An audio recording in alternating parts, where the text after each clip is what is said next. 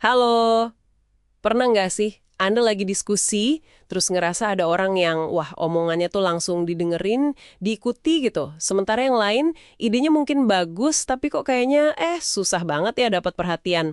Kenapa bisa gitu? Nah, hari ini kita mau coba gali lebih dalam soal kekuatan bicara ini.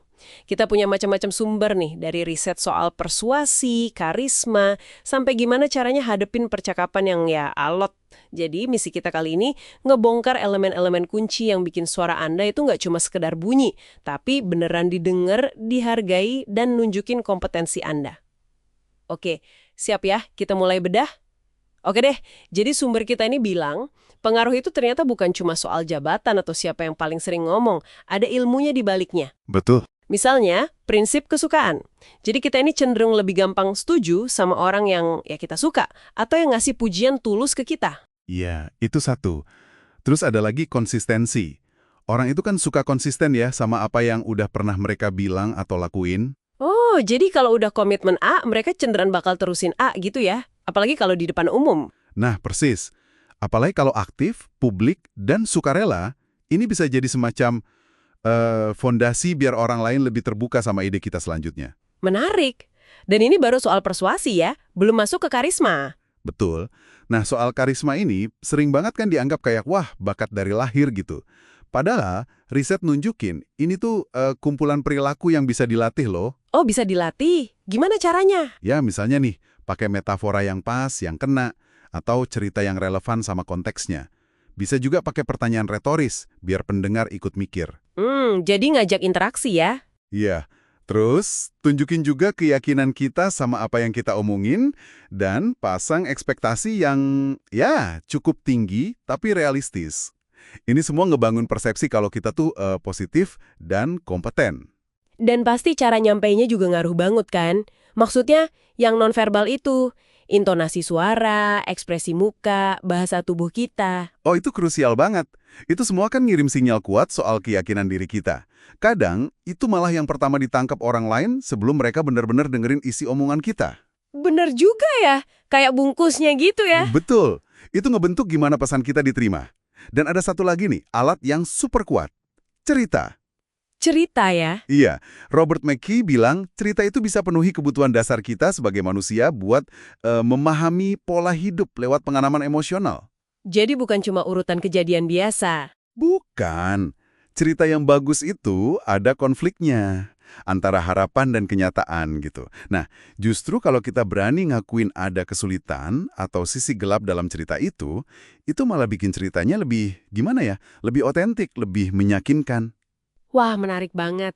Oke, jadi selain soal ngirim pesan dengan percaya diri, pakai cerita yang oke, gimana soal sisi nerima pesannya? Mendengarkan gitu. Kayaknya ini sering agak disepelein ya. Wah, ini krusial banget. Mendengarkan yang efektif itu bukan cuma diam loh, bukan pasif. Ada riset dari Zenger dan Folkman, mereka ngegambarin pendengar hebat itu kayak trampolin. Trampolin? Maksudnya? Jadi mereka nggak cuma nyerap ide Anda, tapi juga mantulin balik. Ngasih energi, bikin ide Anda makin kuat, bahkan bantu Anda ngelurusin pikiran Anda sendiri. Caranya gimana tuh mantulinnya? Teknik persuasi, karisma, dengerin kayak trampolin tadi, tapi tetap jadi diri sendiri. Ada dilema soal otentisitas nggak sih? Nah, itu dia. Ada sumber dari Herminia Ibarra yang ingetin kita nih. Kadang kita tuh perlu berani bereksperimen, coba gaya komunikasi baru, belajar dari banyak contoh, jangan cuma nirim satu orang plek. Jadi jangan terlalu kaku sama ini loh diri gue yang asli gitu ya. Iya, karena kalau terlalu kaku gitu malah bisa menghambat perkembangan kita. Apalagi kalau kita lagi masuk peran baru atau lingkungan baru, perlu adaptasi kan? Bener juga sih. Malah ya, kadang nunjukin sedikit kerentanan di momen yang pas, itu justru bisa bangun kepercayaan loh. Ini ngutip Brené Brown nih. Kerentanan maksudnya nunjukin kelemahan gitu. Bukan soal lemahnya, tapi lebih ke, keberanian buat tampil apa adanya. Ngaku kalau nggak tahu atau butuh bantuan. Itu kan bikin kita kelihatan lebih manusiawi ya, lebih bisa dipercaya. Dan ironisnya, kadang itu malah bikin pengaruh kita jadi lebih kuat. Wah, oke. Ini semua jadi relevan banget ya. Apalagi kalau kita masuk ke percakapan yang agak sulit atau sensitif. Banget.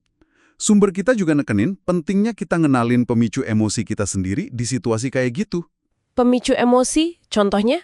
Ya misalnya kita jadi emosi karena isi omongannya, merasa diserang atau dibilang salah. Atau karena hubungan kita sama lawan bicara, ada sejarah apa gitu. Atau karena identitas kita, merasa citra diri kita terancam. Mengenali ini penting banget. Biar bisa ngelola reaksinya ya. Tepat, kuncinya itu.